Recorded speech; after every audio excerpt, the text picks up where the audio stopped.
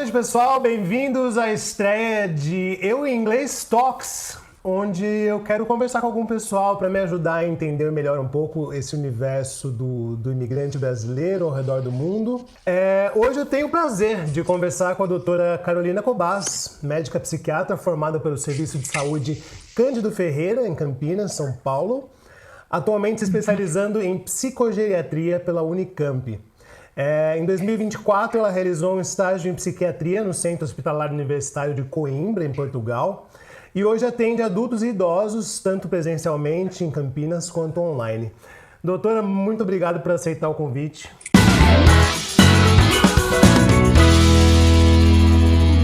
Muito obrigada, viu, Caiuá? É um prazer estar aqui, a gente conversar, conseguir contribuir um pouquinho. Bacana.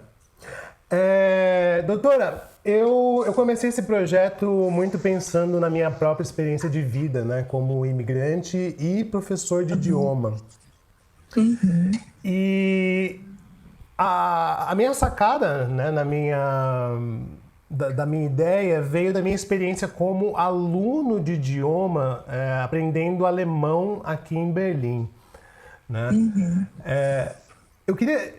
Você tinha comentado comigo antes que você teve uma experiência em Portugal, né? Foi por quanto tempo mesmo? Então, em Portugal, eu fiquei por um mês. Que, na verdade, durante a residência de psiquiatria, a gente tem alguns meses de estágio externo. E aí eu tive alguns meses, um desses meses eu consegui fazer no exterior. Então, por isso fui para Coimbra. Legal. Você teve a oportunidade de ter contato com brasileiros e imigrantes por lá também, né? Muito. Eu fiquei no estágio de uma enfermaria psiquiátrica lá do hospital da Universidade de Coimbra. E aí a gente eu fiquei mais na ala feminina, e a gente via pacientes, assim, muitos pacientes de Portugal, mas o que me chamou mais atenção, na verdade, foram pacientes brasileiros e de outras origens que estavam internados em enfermaria psiquiátrica. Tinha também o ambulatório de acompanhamento, né, que são as consultas de segmento de algumas subespecialidades, algumas áreas na psiquiatria.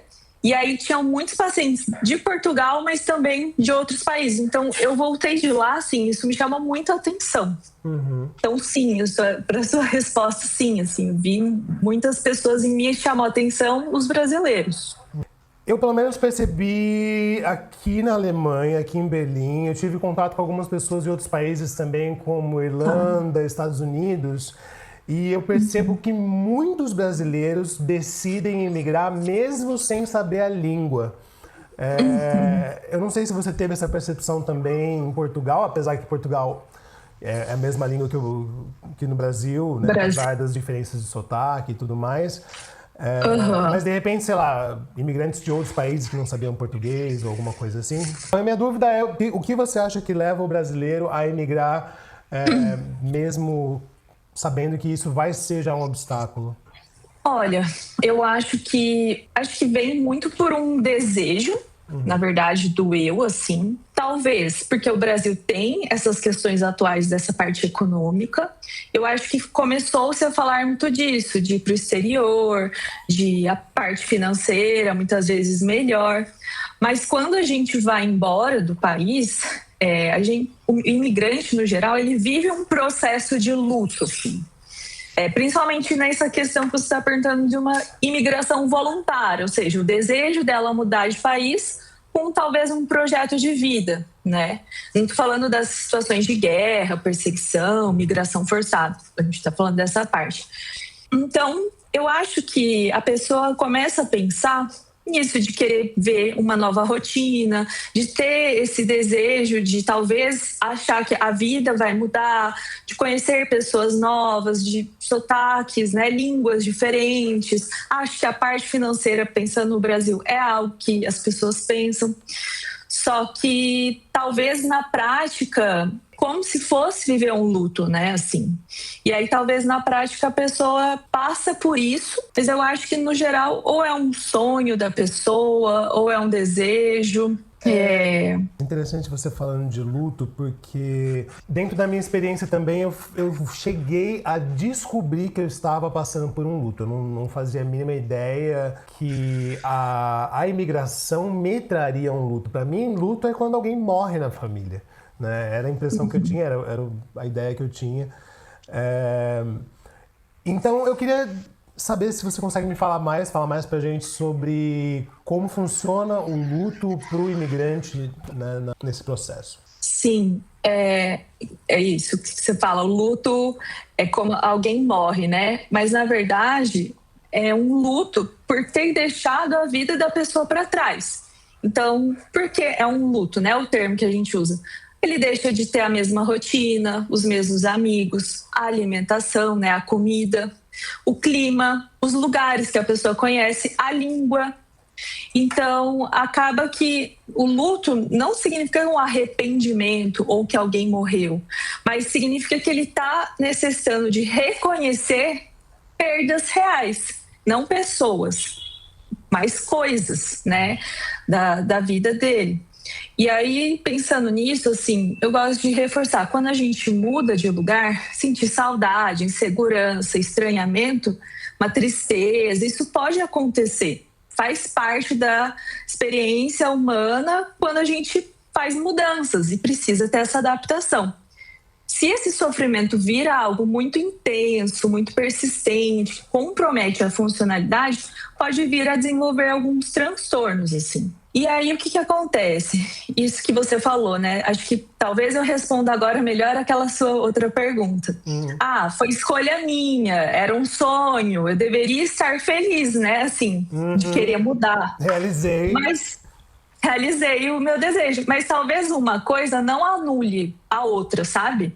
Porque é possível, assim, realizar um sonho, mas sim, sentindo falta da vida que ficou para trás. E o problema, né, talvez a dificuldade maior seria conseguir compreender aquilo e conseguir compreender o processo que a pessoa está passando. Eu acho que... Eu não sei, eu também vou falar de experiência própria, não sei se eu estou viajando demais, mas parece que tem essa sensação de que como eu estou realizando um sonho, eu não posso me permitir ficar triste. Parece que eu estou sendo mal agradecido, assim, comigo mesmo por estar conseguindo realizar. Não pode ser triste, eu quis isso e tal. É que daí eu penso, é isso, é como se você se cobrasse por não estar sentindo daquele jeito. Mas quando a gente tem, né, esse processo da imigração, as dificuldades vão vindo. Existe... que a gente chama de aquela fase da lua de mel, então chegou naquele país, é tudo lindo, maravilhoso. Depois vem uma parte adaptativa, né, aquela novidade, tudo. Depois vem um período de ajuste, então aqui começa a entender melhor a cultura, começa a apresentar dificuldades, esse choque cultural. Então, assim, muitas vezes, na prática, acaba encontrando burocracias, principalmente dessa parte de legalização, de documento, desses processos que é necessário, né, assim, você fazendo dificuldades na língua. E aí a língua acaba é como se você não conseguisse expressar aquilo que você está sentindo.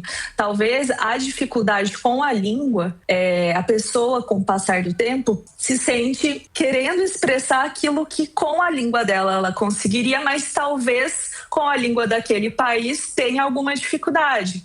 Por isso é tão importante até essa parte das línguas, né? Então as diferenças culturais, o clima é diferente, a comida, são coisas que podem gerar esse choque. Puxa, eu deveria estar feliz, mas eu não tô tanto assim, por conta dessa necessidade de adaptação. Eu acho que isso acaba trazendo a frustração, entendeu? Para a pessoa.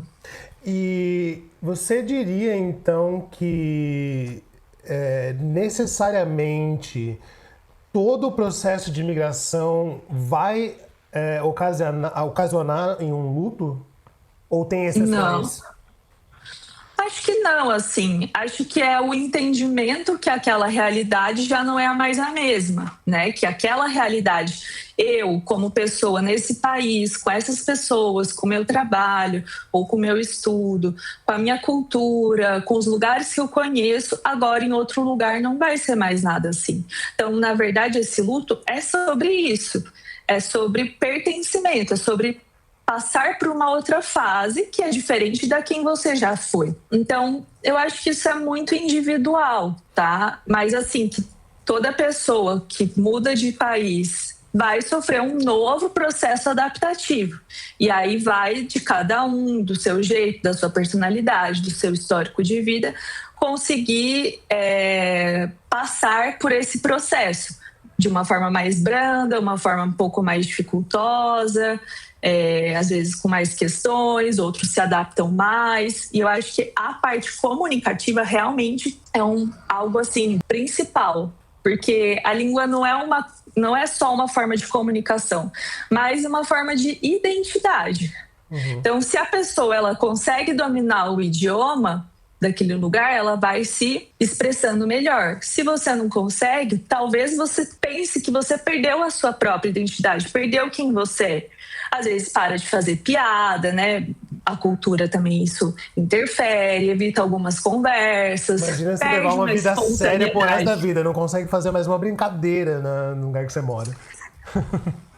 Acaba que gera uma perca de espontaneidade nas coisas, né? Então, às vezes é isso, ela quer falar algo, mas não consegue expressar. E aí isso gera insegurança e pode impactar em várias outras coisas.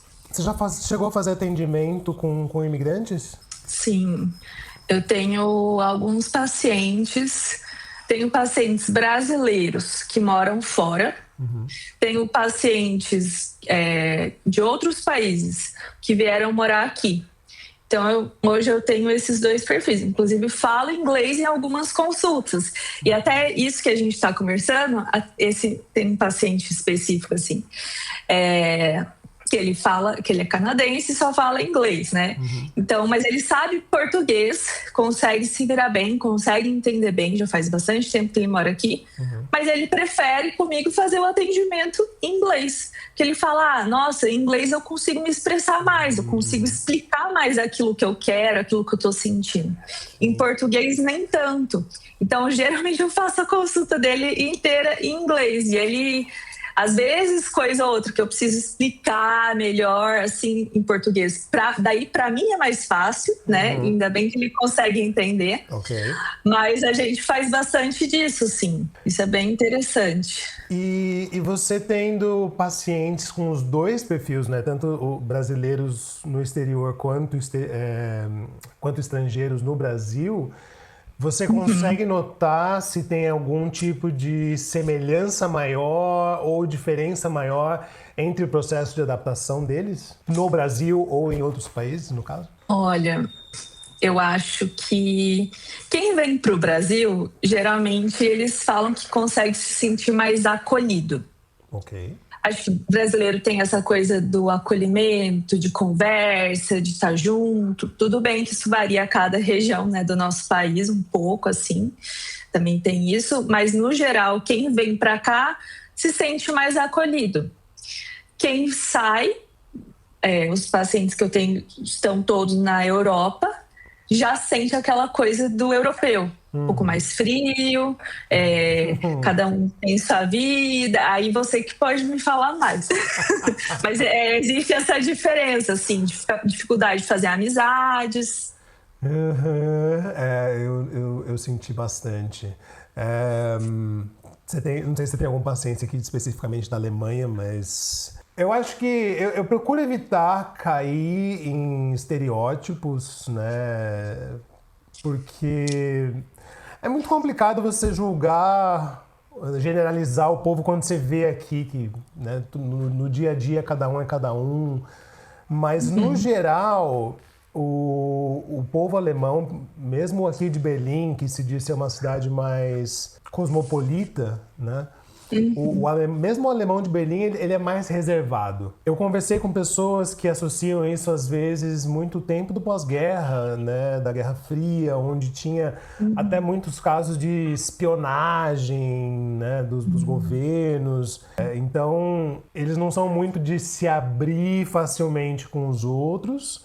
Talvez hoje sem motivo, mas já é culturalmente meio que enraizado, né? E aí sempre me disseram... Eu demorei um tempão, assim, para fazer amigos alemães, mas e até hoje é um ou outro. Mas sempre me disseram que o alemão, ele tem poucos amigos, mas os que ele tem, ele é extremamente leal. E é engraçado Leal. que eles usam a palavra leal mesmo para Legal. descrever essa amizade, que é uma coisa que eu raramente escuto, assim, de dizer, brasileiros são amigos leais. Talvez com outras palavras, alguma coisa parecida, mas né, a lealdade. E eu percebi isso aqui em alguns momentos, como eu trabalhei fazendo serviços gerais, né, inclusive entre eles eu cheguei a fazer mudanças, né, de pessoas, carregar mudança no caminhão, essas coisas assim. E eu cheguei a fazer alguns trabalhos em que eu era contratado, mas em conjunto com alguns amigos da pessoa. Tinha caso que a pessoa era um alemão ajudando a mudança de um amigo que já nem estava mais na Alemanha, mas tinha a chave do cara, estava organizando toda a mudança, foi lá, garantiu, alugou um caminhão para transportar a mudança. Então, assim, se o cara é amigo, ele vai fazer tudo por você, não importa, né? Mas são pouquíssimos. Não é aquela coisa assim, te conheceu hoje, passa em casa para tomar um café amanhã. Então, interessante isso que você falou. É até algo cultural, né, deles. Assim, tratar a amizade dessa forma. E que acho que para nós no Brasil não necessariamente é assim, né? Então, nossa, bem legal isso, de ter a chave, né? Para você entender a lealdade, né? O quão leal eles são uns com os outros. E é bem legal isso, assim, se você, sei lá, você fez um amigo alemão, precisa dele no meio da madrugada porque quebrou a chave do apartamento, você não tem pra onde ir. O cara vai ficar puto, mas ele vai te ajudar, assim. Mas eu concordo, eu acho que o povo é um bocado mais, vamos dizer então, entre aspas, frio, né? Não tem toda essa receptividade a princípio. Porém, também, eu tava até comentando num vídeo que eu gravei essa semana, eu não tenho certeza se é pelo excesso de acolhimento, porque tem uma sensação assim de todo mundo é bem-vindo, pelo menos em Berlim, né, assim, apesar de alguns extremos opostos que a gente vê por aí, infelizmente, mas ou se é a questão de que eles realmente não se importam com você passa despercebido na vida deles. Eu acho que tem os dois casos, mas você pode realmente ser mais você aqui, nesse sentido, eles acolhem melhor as diferenças, eu acredito. Legal. Eu acho que talvez tenha menos julgamento, assim, se eu resolver andar de pijama no metrô, menos gente vai se importar, assim, sabe? É um baita choque. É um baita choque cultural e a adaptação, ela dá trabalho nesse sentido. O que você diria para alguém que está passando nesse período de adaptação, nesse período de, vamos dizer, o início de imigração? Que tipo de coisas pode ajudar o imigrante a se adaptar com, vamos dizer, menos dificuldade? Porque facilidade mesmo eu acho difícil. Olha, eu acho que uma coisa muito importante, assim, não tenta passar isso sozinho, sabe? Tenta construir uma rede de apoio nesse momento. Eu acho que isso é muito importante, assim, para você conseguir se sentir acolhido. E acho que o importante é tentar manter uma rotina, cuidados com sono, questão de alimentação, sempre estar praticando atividade física, ter um momento de lazer. Algo fundamental, aprender a língua daquele lugar. Ou mesmo, se não for a língua daquele lugar, mas aprender o inglês, né? Mas eu acho assim, aprender a língua, que eu quero dizer, não é só para trabalhar ou para viver, enfim, para pedir ajuda, mas para você conseguir fazer amizade, para você conseguir expressar aquilo que você está sentindo. Acho que esses elementos, assim, que a gente acaba tendo um pouco da nossa cultura nesse outro país também é importante. Haja vista que tem vários, né, aquelas comunidades, várias comunidades ocupadas em várias cidades de determinados imigrantes, né? Assim, tipo Chinatown, enfim, várias outras. Então, assim, são locais que você vai encontrar pessoas da sua descendência, muitas vezes coisas que relembra, né, a sua cultura, algum tipo de alimento, algum prato em específico. Então, assim, você vai estar conhecendo uma outra cultura, um outro país, mas ao mesmo tempo você se sentir pertencido com aquela que você já tem na sua bagagem é muito importante, assim. E aí conseguir entender se essa adaptação, como está sendo, sempre manter o contato com as pessoas que você gostava do seu país de origem, sempre estar se comunicando, né? Mas também começar a observar alguns cuidados. Se tem vindo sintomas, se aquela tristeza, aquela falta de pertencimento, aquela dificuldade daquele começo foi algo mais adaptativo daquilo que você me perguntou, achar que aquela mudança que você fez, você teria que ficar feliz todo o tempo, né? Assim, vão existir as dificuldades, mas então, se essas dificuldades permanecerem, começarem a aparecer de outras formas, então, ansiedade, tristeza ou perda de prazer, algo no sentido do sono tá diferente, chegar a fazer uso de substância, ou se aquilo está se aumentando muito, acho que daí vale a pena repensar em tudo, buscar alguma ajuda, se a pessoa já faz a psicoterapia, ou enfim, não faz, mas é algo que fortalece também. Então são algumas dicas legais aí para ter guardado. É bastante coisa, né? É bastante coisa. Assim, se parar para listar a quantidade de coisa que dá para fazer, que é importante fazer para a gente manter uma saúde mental nesse turbilhão de mudanças e emoções, não sei se você concorda comigo, mas a minha impressão, e pelo menos o que eu acho que, pela experiência própria, o essencial para mim foi criar a rede de apoio. E como eu não falava alemão na época que eu cheguei, né, a minha rede de apoio foi com brasileiros. Inclusive, eu tenho uma história engraçada de um amigo meu que ele chegou uma vez num bar, ele não conhecia ninguém, ele levantou literalmente, acho que era um cachecol do Brasil, tava vestindo uma camisa do Olodum, assim, ele abriu, assim, só pra ver se alguém, né, vinha conversar e fazer alguma amizade, né? E eu acho que a partir daí, esse acolhimento, né, desses brasileiros que sabem talvez um pouco mais próximo daquilo que você está passando. Mas eu acho que como tem tanta coisa assim para organizar, você acha que a gente conseguiria citar um top 5 medidas prioritárias para você se cuidar quando você chega a emigrar? Bom, rede de apoio, seja ela no país novo, mas manter a rede do seu local, né, de origem. Acho que a rotina, então, com a alimentação, sono regrado, atividade física, aprender a língua e se empenhar, assim, estar próximo no país que você está, de coisas que façam lembrar a cultura do seu país. Então, fazer pratos em algum restaurante, estar nesses bairros, às vezes algo assim. Eu acho que o último seria ficar ligado nesses sinais, assim, de dificuldade adaptativa mesmo. Acho que são os principais. Ansiedade, depressão, perda de interesse, né? Uso de substância, acho que são coisas assim, tipo red flags para a pessoa sempre ficar atenta e aí pensar, acho que tá difícil e procurar uma ajuda ou conversar com a sua rede de apoio para alguém também te ajudar, estar sempre junto. Mas eu acho que a rede de apoio seria o principal. Sempre eu acho que procurar ajuda profissional.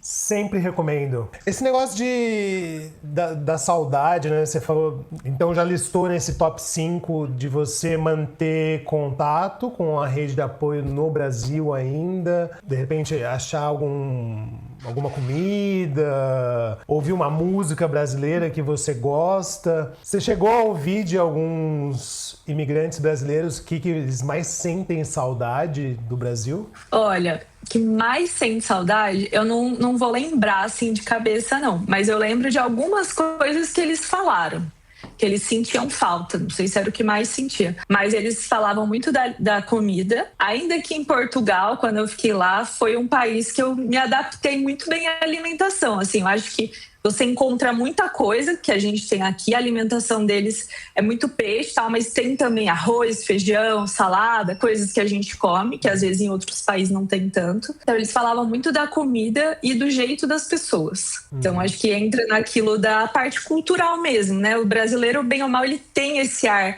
aconchegante, acolhedor. Do abraço, né? Do Beijinho no abraço. rosto.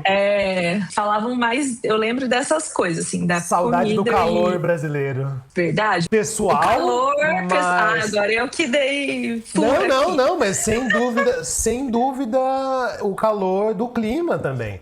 Eu sofro demais com o frio da Alemanha. Eu sofro demais. Aqui são pelo menos 8 meses por ano de frio, assim, que é mais frio do que São Paulo, né, onde eu morava, de Santo André. Vamos dizer que são 8 meses, pelo menos, com temperaturas de 10 graus para baixo. E aí você pode botar uns 3 meses, 4 meses, às vezes de temperaturas abaixo de zero. Eu não vou dizer que eu não tenho condição psicológica, porque eu tô aqui faz 2 anos e meio. Já tô indo pro terceiro, quarto inverno.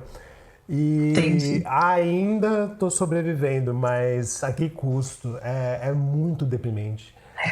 Eu não sei se o pessoal tem noção, mas é uma loucura, assim, de você chegar no extremo do inverno, amanhece 9 horas da manhã e escurece 3:30 da tarde. Então, eu não ia dar conta de morar nesses lugares assim, não. Eu vou, fico um tempo, tal, e volto. Mas, assim, isso muda bastante, né, com a pessoa. Isso é algo que afeta, assim, principalmente quem mora em lugares quentes, que tem calor, né? Nós que estamos aqui no Brasil. Mas existe correlações, né? De clima, de inverno, com sintomas também, principalmente depressivos. Bem legal isso. O alemão fala que não tem tempo ruim, que tem roupa ruim. Mas então, quando é assim, você tem que fazer um curso de moda, né? Pra você saber o que você tem que usar em cada tipo de... vento com chuva, é neve sem vento, e cada um tem que pôr uma roupa diferente. É uma loucura. Muito bem, doutora Carol. Então, antes da gente encerrar, eu queria saber se você tem alguma mensagem para deixar para o pessoal que está acompanhando o tema da nossa conversa hoje. E se eles quiserem acompanhar o seu trabalho, como é que eles podem te encontrar? Bom, acho que é isso, assim, lembrar que se a pessoa decidir, né, sair, conhecer um novo país, mudar, morar fora, que é meio que você vai ter que reconstruir uma nova identidade. E é importante você estar aberto a isso, né? Porque quando a gente pensa em mudar de país, a gente pensa que escolhe o país que quer, vai atrás, vê a cultura, a gente percebe, pesquisa as coisas boas. Mas a gente tem que lembrar que vão existir as outras dificuldades, né? Burocráticas, de trabalho, de financeiro, e essas questões adaptativas, seja da língua, seja do clima, seja da comida, seja de cultural mesmo, tipo, criar redes de apoio, criar novos laços. Então, acho que é uma reconstrução, né, que a pessoa faz. O importante é você estar conseguindo fazer isso e conseguir sentir um pertencimento mesmo. Vai achando que é fácil, né? Mas para quem quer, é importante. E mesmo mudar, às vezes, de cidade, isso envolve também, né? Mudanças, no geral. Mudar de cidade, mudar de estado, mudar de país, é meio que você vai fazer isso, assim. Em outras escalas, instâncias, mas vai acabar fazendo, né? Eu acho que é uma escala maior, mas a vida é movimento, né? A vida é mudança, eu acho que constante. Abraçar isso ajuda a gente a crescer como ser humano mesmo, né? Olha, mas muito obrigada pelo convite, gostei muito. Espero ter ajudado a trocar algumas informações, algumas coisas para acrescentar. Se precisar, estamos por aqui, pode entrar em contato comigo. E caso alguém queira conversar comigo, perguntar alguma coisa, tem meu Instagram profissional, @doutora Carol Cobas. E por lá também tem o número do meu WhatsApp, pode contatar aqui e a gente consegue conversar, tá bom? Legal. Se tiver alguma dúvida, qualquer outra coisa. Muito obrigado mais uma vez, doutora. Obrigadão, uma boa noite para você. Obrigada, boa noite. Tchau, tchau.